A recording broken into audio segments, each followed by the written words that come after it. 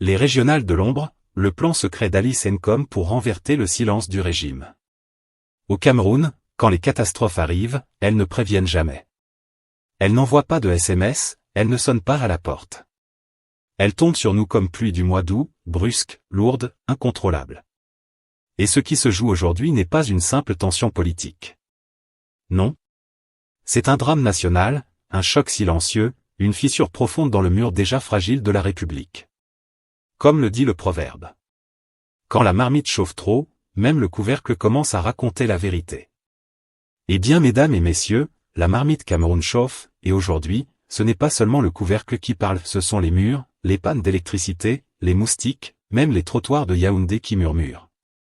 Il y a quelque chose qui se prépare, quelque chose de louche, de nouveau, d'inédit. Car pendant que le régime avance tranquillement vers les élections régionales du 30 novembre, croyant que tout le monde va suivre comme un troupeau docile, une autre scène, cachée, en ligne, imprévisible, est en train de naître dans l'ombre. Une scène orchestrée, pensée, montée comme une opération spéciale.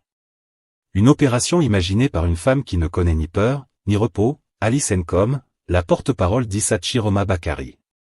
Et attention, ce n'est pas une contestation classique, ce n'est pas un communiqué banal, ce n'est même pas une manifestation traditionnelle avec des pancartes et des sifflets. Non. C'est un plan virtuel, une opération en mode commando numérique, une résistance en ligne qui menace de changer toute la dynamique politique du pays. On l'appelle « les régionales du peuple ». Un nom doux, gentil, mais ne vous laissez pas tromper, derrière ce slogan se cache une bombe politique prête à exploser dans un Cameroun déjà crispé. Car pendant que les bureaux de vote officiels se préparent, Alice Nkom a décidé de lancer sa propre élection. Une plateforme où chaque Camerounais pourra parler, voter, s'exprimer, crier sa vérité, sans passer par la porte officielle, parce que la porte officielle, selon elle, est déjà verrouillée par la tricherie. Et ce n'est que le début du drame. Car Jeune Afrique révèle qu'en plus de ce live stream géant, une opération 3 jours de ville morte est planifiée.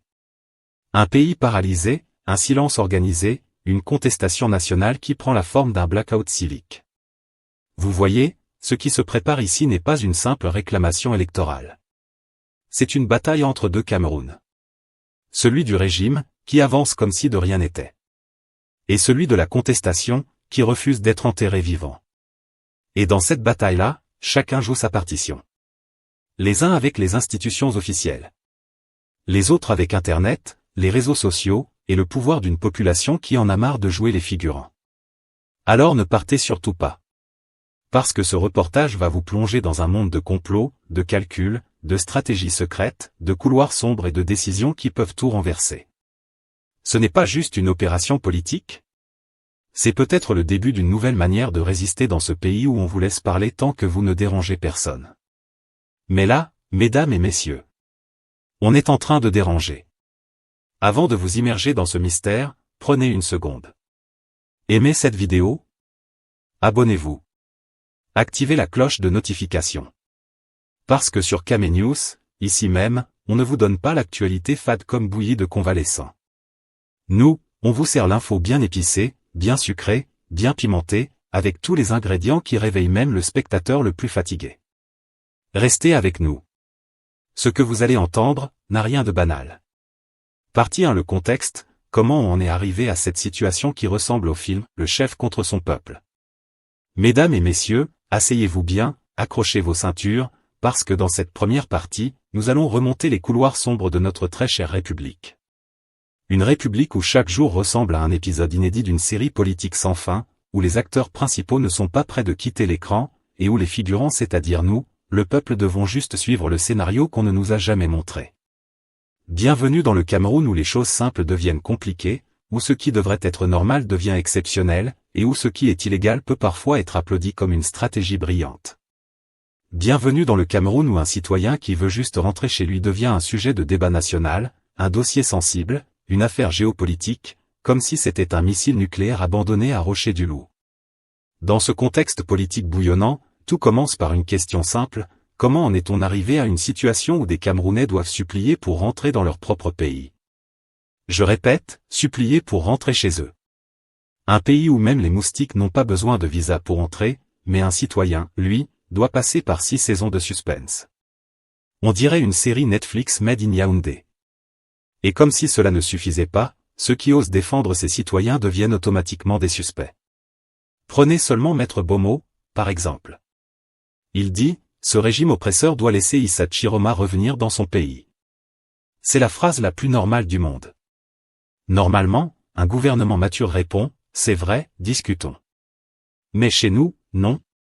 Dès que quelqu'un dit une vérité simple, on regarde cette personne comme si elle voulait renverser la tour Eiffel à main nue. C'est ça le Cameroun d'aujourd'hui, on a un problème, mais au lieu de résoudre le problème, on surveille celui qui a dit qu'il y a problème. Pour comprendre ce contexte, il faut remonter un peu. Ici, le pouvoir ne fonctionne pas comme un système moderne où l'État suit la Constitution, où les institutions sont indépendantes, où les droits fondamentaux sont des droits réels. Non, non, non. Ici, le pouvoir, c'est comme une vieille boîte familiale, transmise de génération en génération. Un système où les décisions se prennent parfois dans les salons, parfois dans les couloirs, parfois dans les regards, parfois même dans les silences. Oui, les silences parce qu'au Cameroun, un silence peut être plus puissant qu'un décret. Dans ce régime, chaque geste, chaque mot, chaque mouvement est calculé pour une seule chose, ne jamais perdre le contrôle. Et c'est là que commencent les problèmes. Parce que quand on veut contrôler trop, on finit par écraser même ceux qu'on n'avait pas besoin d'écraser. Prenez le cas des opposants politiques, des journalistes critiques, des intellectuels qui parlent trop fort, des citoyens qui ont des opinions trop libres. On dirait que tout est suspect ici. Si tu parles, tu es suspect. Si tu te tais, tu es suspect. Si tu voyages, tu es suspect. Si tu ne voyages pas, tu es suspect. Donc finalement, tu vis, mais tu es suspect. Et c'est dans cette ambiance de surveillance permanente que certaines figures publiques comme Issa Chiroma se sont retrouvées en exil. Pas parce qu'ils ont commis un crime, pas parce qu'ils ont menacé la sécurité nationale, non. Quand Maître Bomo dit que le régime posait les mauvaises questions, ce n'est pas un mauvais moment, devant les mauvaises personnes. C'est un constat. Dans un pays normal, des décennies que on appelle ça de la démocratie. La même technique. Chez nous, on réduit l'espace de la provocation. On surveille tout le monde. On empêche les adversaires d'exister. Et quand ça bouge un peu trop, on envoie un communiqué pour dire que tout va bien. Depuis les années 90, c'est le même film. Un film qui dure tellement longtemps que même les plus vieux acteurs commencent à fatiguer, mais on continue. C'est comme un mariage forcé entre le peuple et le pouvoir, chacun veut divorcer, mais personne n'ose prononcer le mot. Ce contexte est important, parce qu'il explique pourquoi aujourd'hui, au XXIe siècle, dans un pays indépendant depuis 1960, on peut se retrouver à débattre d'un Camerounais qui n'a pas le droit de rentrer chez lui. C'est la conséquence logique d'un système qui n'a jamais appris à accepter la contradiction, qui n'a jamais accepté l'alternance, qui n'a jamais assumé ses erreurs. Vous voyez ? On ne parle pas seulement d'un individu exilé. On parle d'un système entier qui fonctionne à l'envers. Un système où celui qui vole les milliards dort tranquille. Mais celui qui dit la vérité doit dormir avec un œil ouvert. Un système où certains ministres peuvent transformer les lois en serviettes de table. Certains disent même qu'il est un citoyen qui doit expliquer pourquoi il a respiré un peu trop fort. Et peut-être même simulation. Et dans ce contexte d'oppression subtile parfois visible, parfois invisible, il suffit qu'une voix s'élève, comme celle de Maître Bomo, pour que tout le pays se mette à trembler. Pas le peuple, non. Le peuple connaît déjà le film. Mais le régime, lui, panique, parce que la moindre vérité ressemble à un séisme. Ainsi commence notre reportage, dans un pays où les droits fondamentaux existent uniquement sur le papier, où les libertés sont sous surveillance, où la parole dérange, et où un simple retour au pays devient une affaire d'État. C'est ce décor-là, mesdames et messieurs, qui plante la scène du drame actuel. Un décor où la normalité est devenue exceptionnelle, et où l'exceptionnel est devenu ordinaire. Partie 2. Le jeu d'illusion, quand le pouvoir fait semblant d'entendre le peuple mais n'entend que lui-même. Mesdames et messieurs, entrons maintenant dans cette deuxième partie où le régime au pouvoir nous montre chaque jour qu'il maîtrise parfaitement l'art de faire semblant, un art tellement bien rodé que même les grands comédiens d'Hollywood peuvent venir prendre des cours. Ici au Cameroun, le gouvernement n'écoute jamais, mais il fait semblant d'écouter, il ne voit rien, mais il fait semblant d'observer, il ne change rien, mais il fait semblant de réformer. Bref, c'est la comédie nationale, jouée en boucle, saison après saison, depuis que les serpents marchaient encore debout. Parce que voyez-vous, dès qu'un problème surgit, que ce soit une crise politique, un scandale, une injustice flagrante, un citoyen exilé, ou un ministre qui confond sa fonction avec un héritage familial, le régime dégaine immédiatement sa carte magique, le gouvernement suit la situation avec la plus grande attention. Ah! Suivre quoi? Regarder où? Avec quelle attention? Même dans une veillée, les gens ont plus d'attention que ça. Ici, suivre veut dire attendre que ça passe, et attention veut dire on vous observe, mais on ne fera rien. Regardez seulement, dès qu'un Camerounais en exil comme Issa Chiroma fait une déclaration, ou qu'un avocat comme Maître Bomo ouvre la bouche pour dire que le régime doit laisser un citoyen rentrer dans son pays, on sent une panique subtile dans les couloirs du pouvoir. Pas une panique visible, non. Ici on panique intelligemment. On envoie les porte-paroles dire que tout va bien. On envoie les ministres rappeler que le Cameroun est un État de droit, alors que parfois même les droits eux-mêmes cherchent le chemin. On envoie les journaux amis écrire que ce n'est pas si grave. Et pour couronner le tout, on attend que le débat meure de sa belle mort comme un téléphone qu'on n'a jamais chargé. Mais la magie du régime ne s'arrête pas là. Quand ça commence à bouillonner, quand les réseaux sociaux deviennent trop bruyants, quand la diaspora commence à allumer le feu sur Facebook, ils sortent l'arme secrète, la diversion. Ah, le Cameroun. Le pays où, quand on parle d'un scandale, on vous répond avec un événement qui n'a absolument rien à voir. Vous dites, pourquoi empêche-t-on un citoyen de rentrer chez lui? On vous répond, le Cameroun prépare une grande fête sportive. Vous demandez, pourquoi la loi s'applique à certains et pas à d'autres? On vous répond, le chef de l'État a inauguré une nouvelle statue. Vous dites, pourquoi tel opposant est traqué comme s'il avait mangé le budget de l'État? On vous répond, regardez nos bons résultats au niveau macroéconomique. C'est ça le jeu d'illusion. Un jeu tellement maîtrisé qu'on dirait que même Houdini, le grand magicien, a pris ses leçons à Yaoundé. Et pendant que le peuple se demande si son destin est entre les mains de dirigeants ou d'illusionnistes professionnels, le régime continue de brandir l'expression qui les rend fiers, nous garantissons la paix et la stabilité. Mais quelle paix? La paix où les citoyens ont peur de parler? La paix où des Camerounais doivent fuir le pays juste pour exprimer leurs opinions? La paix où on peut empêcher un citoyen d'organiser une conférence, d'accéder à l'aéroport, ou même simplement de respirer un peu trop fort? La paix où on décide pour vous ce que vous devez penser, comment vous devez marcher, et même à quel moment vous devez rester silencieux. C'est là où la satire prend tout son sens. Parce qu'au Cameroun, nous vivons dans un pays où la liberté existe, mais elle n'est visible que quand le pouvoir en a besoin. Le reste du temps, elle est en congé technique. Ici, on sait faire semblant mieux que tous les acteurs de Nollywood réunis. Vous voyez ce paradoxe? On dit qu'on est un pays de dialogue, mais chaque fois que quelqu'un ouvre la bouche, on lui demande de la fermer. On dit qu'on est un pays de justice, mais la justice arrive toujours en retard comme un taxi clandestin. On dit qu'on protège les citoyens, mais souvent ce sont les citoyens qui doivent se protéger eux-mêmes, et même du système qui est censé les protéger. Cette deuxième partie montre donc la machinerie invisible du pouvoir, cette façon particulière qu'ils ont de transformer une revendication en tentative de déstabilisation. Transformer une critique en attaque contre les institutions. Transformer un exilé en menace à surveiller. Transformer une injustice en malentendu administratif. En fait, le système n'admet jamais ses torts. Il ne fait jamais d'erreur. Il ne commet jamais d'abus. Non. Pour le régime, l'erreur vient toujours du peuple, du climat international, ou du voisin qui passait par là. On dirait un parent africain qui ne reconnaît jamais quand il a tort. Et le pire, c'est que même quand tout le monde voit clairement le problème, le régime vous regarde droit dans les yeux pour vous dire: il n'y a rien à voir ici. Circulez. Alors que vous voyez le problème là, bien grand, lumineux comme une ampoule de 500 watts. Bienvenue dans le Cameroun réel, mesdames et messieurs. Un pays où le gouvernement n'a pas besoin de convaincre, il lui suffit de parler longtemps, de noyer les faits dans des discours confus, et de distraire la population avec des cérémonies officielles qui ne résolvent jamais les vrais problèmes. C'est cette danse de confusion, ce ballet de faux-semblants, ce théâtre permanent, que cette partie 2 cherche à dévoiler. Et croyez-moi, même dans une pièce comique, on n'oserait pas écrire un scénario aussi invraisemblable. Partie 3, l'opération, Ville morte, et le grand livestream, le Cameroun entre paralysie programmée et révolution numérique. Mesdames et messieurs, attachez vos ceintures, parce que dans cette partie 3, nous allons entrer dans le cœur du projet qui fait trembler les couloirs du pouvoir, angoisser les commerçants de Mokolo, et affûter les antennes paraboliques des Camerounais connectés. L'opération « Ville morte » plus le plus grand livestream jamais vu au Cameroun. C'est ici que la stratégie imaginée par Alice Nkom, porte-parole d'Issa Chiroma Bakary, prend une dimension qui dépasse le simple cadre politique. On parle d'un plan en 3 couches, comme un bond des rues bien compact. Une action symbolique, une action numérique, une action psychologique.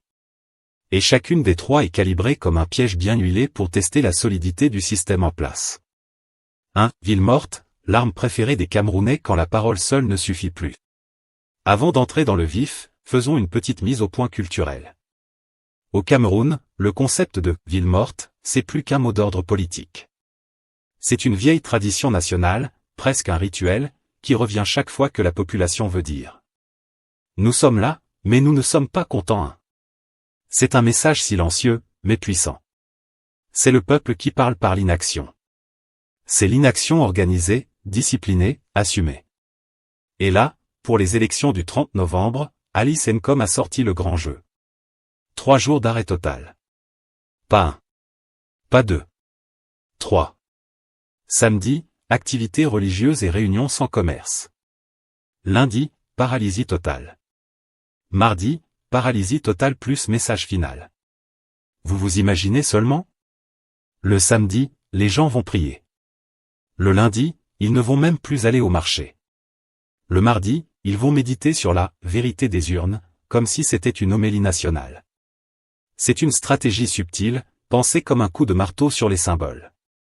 Le jour du vote officiel, les Camerounais prient. Les jours de dépouillement, les Camerounais se taisent. Et pendant ce temps, le pays entier retient son souffle.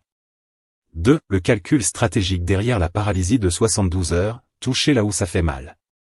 Il faut comprendre ceci. Une ville morte n'a jamais pour objectif de renverser un pouvoir. Une ville morte sert à gêner, perturber, exposer les fissures, et surtout montrer que le peuple n'est pas réellement dans l'élection officielle. Et ce calendrier-là, révélé par Jeune Afrique, est construit avec précision. Samedi 30 novembre, jour des élections officielles. On dit aux Camerounais. Allez prier. Ne vendez rien. Ne faites rien.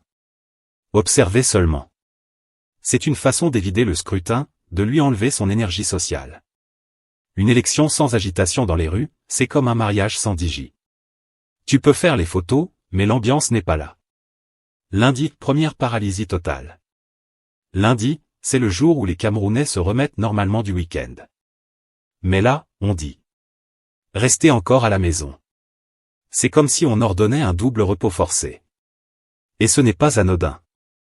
Le lundi est le jour des embouteillages. Des retours à l'école. Des réunions administratives. Si un lundi camerounais devient silencieux, c'est que vraiment quelque chose se passe.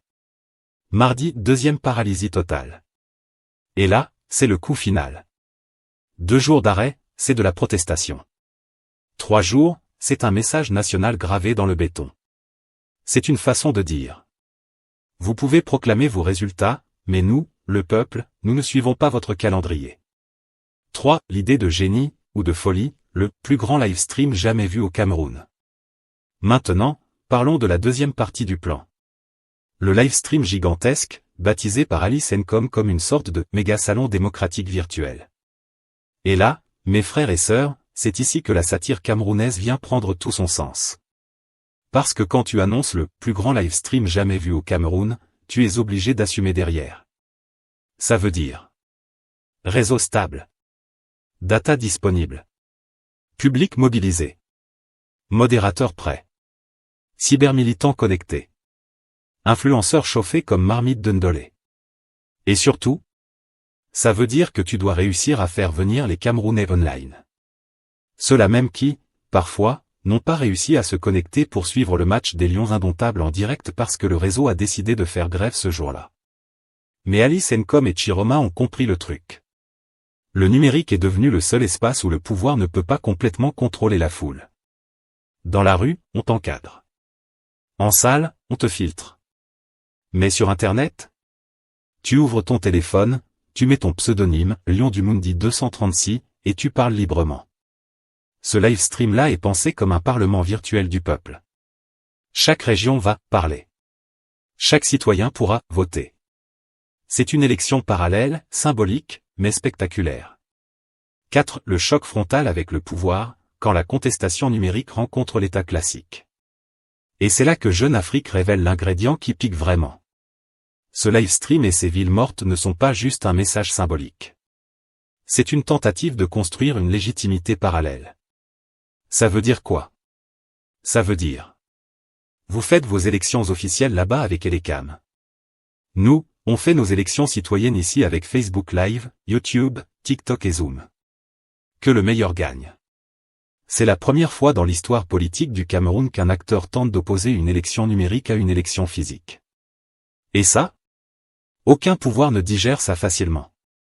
Imaginez seulement. Pendant que les bureaux de vote officiels fonctionnent avec les urnes scellées, les listes affichées, les procès-verbaux. À côté, sur Internet, 1 million de Camerounais sont en train de commenter. Nous avons voté pour Tchiroma. Nous rejetons l'élection officielle. Voici les vrais résultats. C'est une bataille de légitimité. Une bataille d'image. Une bataille de narration. Et dans le Cameroun d'aujourd'hui, l'image compte presque autant que les institutions.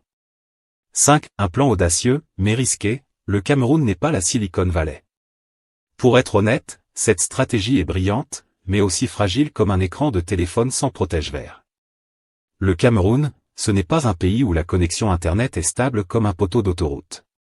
C'est un pays où WhatsApp se fige quand il veut. Facebook recharge quand il veut. Les données disparaissent mystérieusement. Et le réseau MTN te dit calmement, essaie encore plus tard.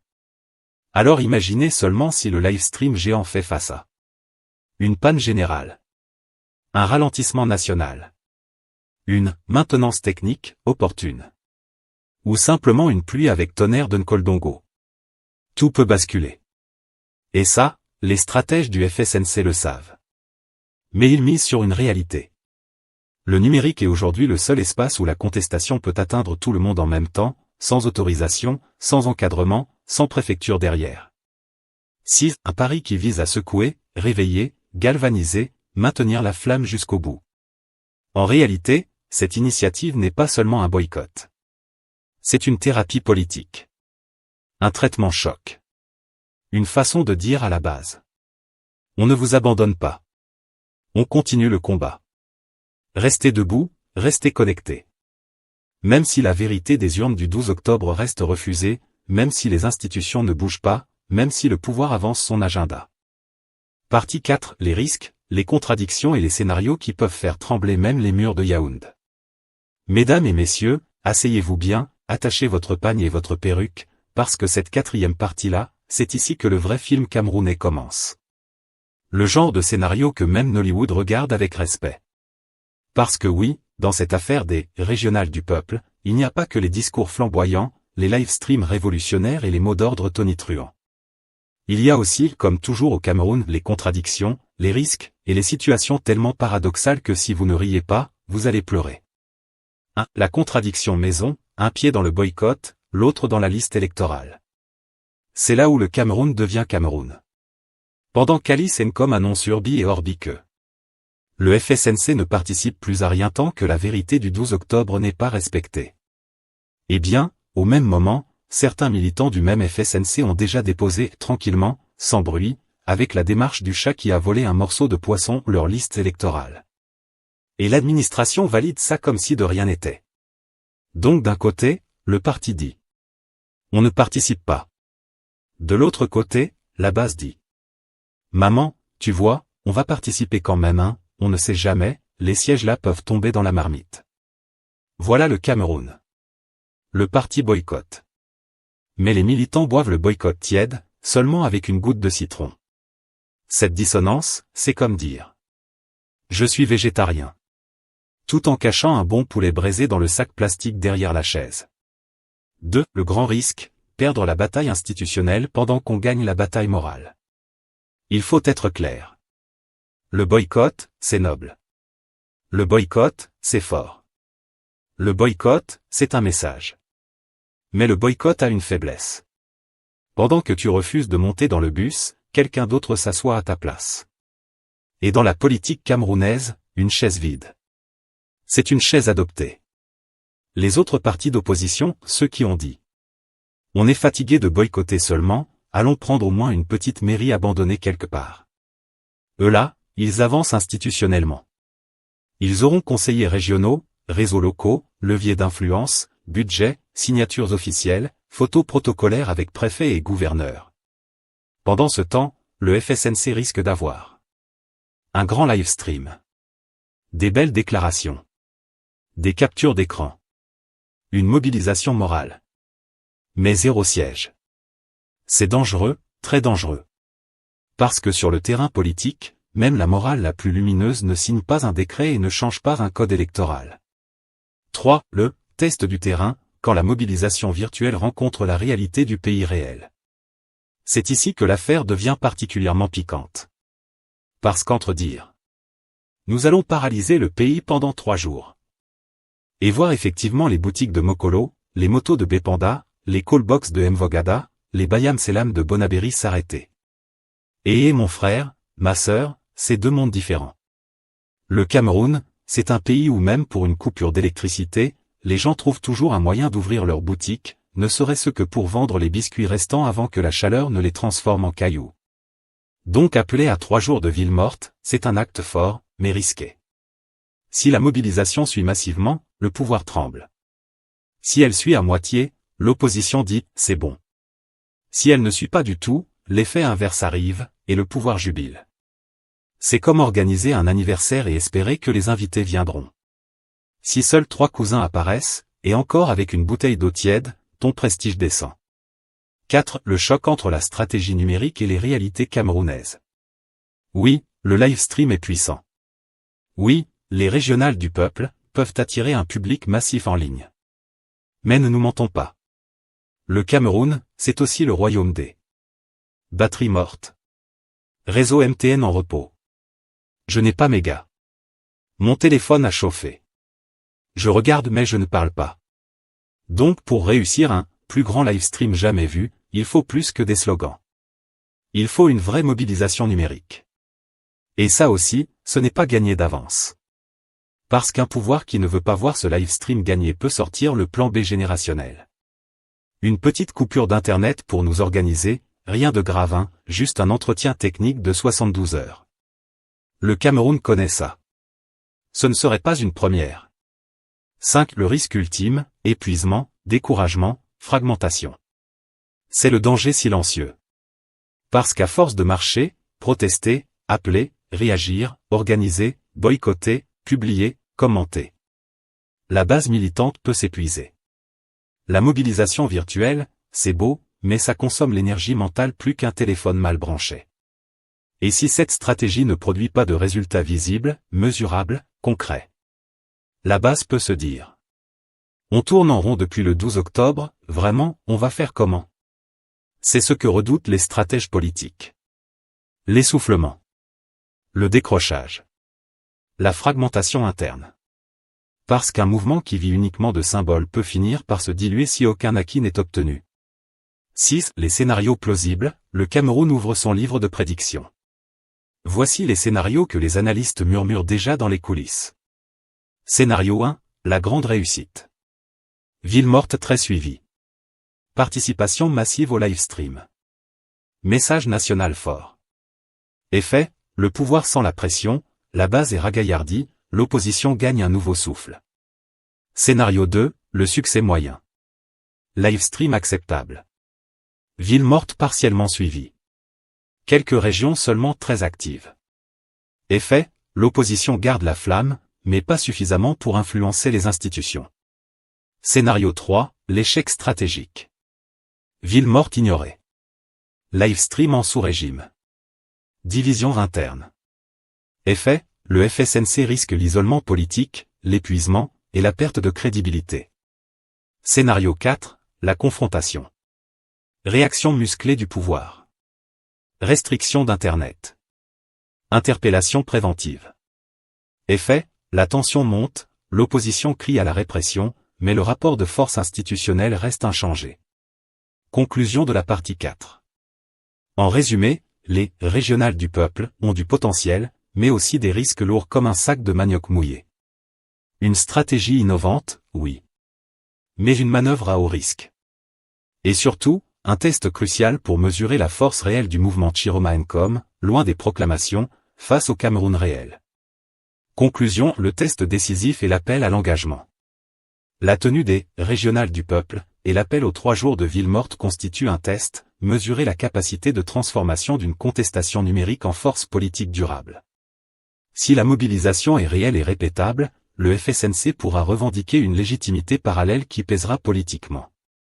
Si elle reste symbolique, le risque est d'un épuisement et d'un recul stratégique. Avant de clore, dites-moi en commentaire, avez-vous l'intention de participer aux consultations en ligne? Si vous aimez cette analyse, abonnez-vous à Kame News pour des décryptages incisifs, et partagez pour que le débat traverse nos quartiers et nos campagnes.